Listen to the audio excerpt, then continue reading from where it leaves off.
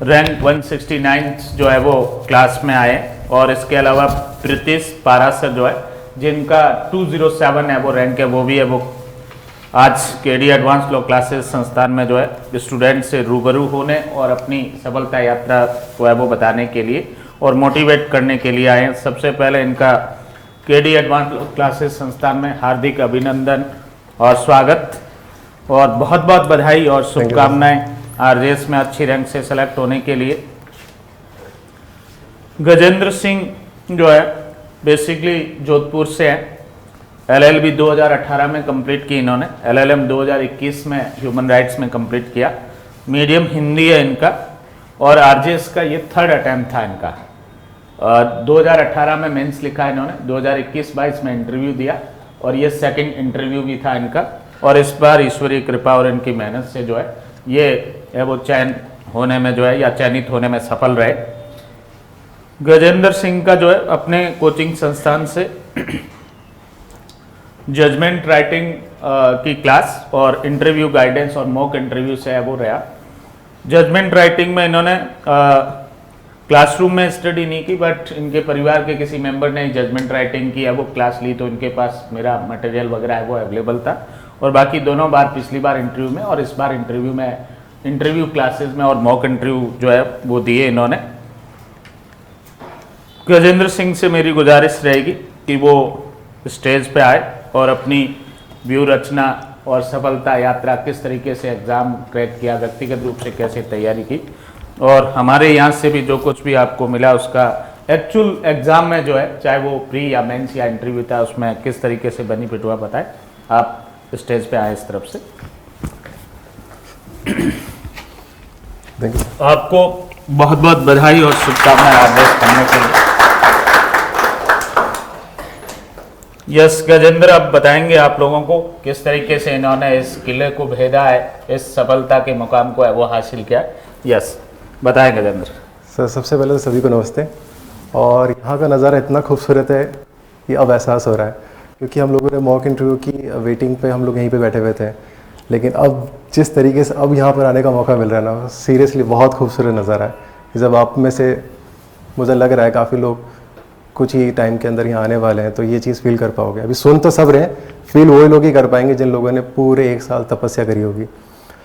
तो खैर, सबसे पहले मैं अपनी स्टार्ट करना चाहूँगा बात को कि जिनका किसी भी वजह से, क्योंकि समय का भी बहुत रोल होता है, किस्मत का, अपने कर्मों का, तो किसी भी वजह से अगर इस बार 0.5 से या किसी भी नंबर, चाहे वो 3, 5 कुछ भी नंबर हो, सिलेक्शन नहीं हो पाया, उन लोगों से मेरा यही कहना है कि थक जाओ, रुक जाओ, रो लो, जो करना है कर लेना, लेकिन वापस से शुरू होना ज़रूरी है। क्योंकि एक कोट मुझे बहुत पसंद भी है और मेरे हमेशा जहन में रहती है कि वाई यू स्टार्टेड, मतलब आपने क्यों शुरू किया था, वो चीज़ हमेशा ध्यान रखना, आपको जवाब मिल जाएगा और आप अपना आप एक नई एनर्जी को फील करोगे। दूसरी चीज़, इस जर्नी के अंदर मेरा तो मतलब कह सकते हैं कि एक संजोग की बात थी, क्योंकि मेरा तो पूरा बैकग्राउंड स्पोर्ट्स का रहा है। 18 वाला सिर्फ मैं रिप्रेजेंट करने के लिए ऐसे दे रहा था, प्री दिया, क्लियर हो गया, मेंस में अटक गए तो पता चला कि ठीक है ये 2 गलती नहीं करेंगे तो सिलेक्शन हो जाएगा। बट फिर भी वो साई के अंदर चल ही रहा था, स्पोर्ट्स अथॉरिटी ऑफ इंडिया के अंदर, तो इतना वो था नहीं कि निकालना ही निकालना है। लेकिन 21 के अंदर जब इंटरव्यू में पहुँचा तो कुछ दोस्त बने और कुछ एक्सपीरियंस लिया मैंने ऐसा, तो एक जैसे यूथ के लैंग्वेज में कहते हैं ना, किक मिलना, वो मिल गई कि अब तो निकालेंगे, अब तो फोड़ेंगे। तो फिर जहाँ पर मैंने जो सबसे बड़ी गलती देखी कि जजमेंट राइटिंग को हम लोग बहुत इग्नोर करते हैं, तो जजमेंट राइटिंग में काम किया। और जहाँ जजमेंट राइटिंग या लॉ की कहीं पर भी बात आती है तो ऑब्वियस ही बात है कि एक नाम कि अगर कोई खुद एक ऐसे पर्सन जो कि आरजीएस के अंदर सेलेक्टेड है या उनका एक्सपीरियंस रहा है, उनसे बेहतर तो कोई भी वो 5 पेज के अंदर, जिनको नहीं पता होगा कि 5 पेज मिलते हैं जजमेंट राइटिंग के अंदर, जिसमें चार्ज फ्रेमिंग भी लिखनी होती है। कंटेंट तो आपको फ्री अवेलेबल हो जाएगा हर जगह, टीचर भी आपको मिल जाएंगे, लेकिन उस 5 पेज पे एग्जीक्यूशन कैसे होता है वो एकदम जैसे कहते हैं प्रैक्टिकल अप्रोच है, वो यहीं अपन को मिलती है। तो वो 36 से 40 नंबर की वजह से ही आज मैं यहाँ हूँ, क्योंकि वो 160 और वो 100 उन पे मुझे बहुत मुश्किल लगता है कि आप यहाँ पर आ सकते हो। ये 36 से 40 जिसने मास्टर कर लिया या अच्छे से एग्जीक्यूट कर लिया, वो पक्का सेलेक्ट होगा, मेरा पर्सनल ऐसा मानना है। सेकंड चीज़ ये रहती है कि जो डायरेक्ट है, डायरेक्ट मतलब होता है ना कि अगर किस में कितने एक्सप्लेनेशन दे रखे हैं, किसके अंदर कितने प्रोविज़ो दे रखे हैं, वहाँ तक का आपको उसका बाइफर्केशन पता होना चाहिए। क्योंकि मेरे 3 साल के एक्सपीरियंस से मैं कह सकता हूँ कोई हियर्स एविडेंस तो है नहीं। बैरक से बाहर ना प्री है ना मेंस है, इवन अब तो इंटरव्यू भी नहीं, क्योंकि इस साल मुझे फील हो गया कि और जितने भी काफ़ी सेलेक्टेड कैंडिडेट्स उनसे बात हो रही है, ग्रुप बना हुआ है, प्योरली बैरक था। जैसे मेरा ह्यूमन राइट्स करी हुई थी तो ह्यूमन राइट्स पे थोड़ा बहुत पोर्शन था, बट मोटे तौर पर बैरक। लास्ट में बात ये कहना चाहूँगा, आप लोगों का कीमती टाइम नहीं लूँगा, जो मुझे लगता है इस स्टेज पे मुझे कहना बहुत ज़रूरी है, क्योंकि अब हो चुका है कंपटीशन दोनों तरफ से, आप स्टूडेंट्स में भी और इंस्टीट्यूट्स में भी। एक आप में से किसको पता है कीवेट एम्प्टर का मतलब क्या होता है ना? जब हम कपड़ा, गाड़ी, कोई छोटी से छोटी एक ब्रेड भी खरीदते हैं तो ना जाने कितनी चीज़ें पूछताछ करते हैं। तो क्रेता सावधान वाला नियम यहाँ पर भी अप्लाई होता है। आप मेरा चेहरा और भी प्लेटफॉर्म पे देखोगे, लेकिन ये चीज़ ध्यान रखना कि आप लोगों के लिए क्या सही है, कहाँ आपकी फ्रिक्वेंसी बैठ रही है, ठीक है? क्योंकि पैसा तो फिर कमा लोगे, लेकिन जो एनर्जी और जो टाइम है ना, वो आप अपनी पूरी ज़्यादा लुटा के भी नहीं कमा सकते, उसको रिइम्बर्स नहीं कर सकते। तो ये चीज़ प्लीज़ आप लोग ध्यान रखना, क्योंकि हो सकता है कि आप लोग कहोगे आपने वहाँ पर उनकी तारीफ़ करी, यहाँ पर इनकी तारीफ़ करोगी, ऐसा हो सकता है, हम भी ऐसा सोचते थे, लेकिन ज़रूरी नहीं है कि सारी चीज़ आपको एक जगह पर मिल जाए। और ये भी है कि कहीं पर जैसे आपकी ट्रेनिंग हो जाए कि वो एक ही जगह पे मिल जाए।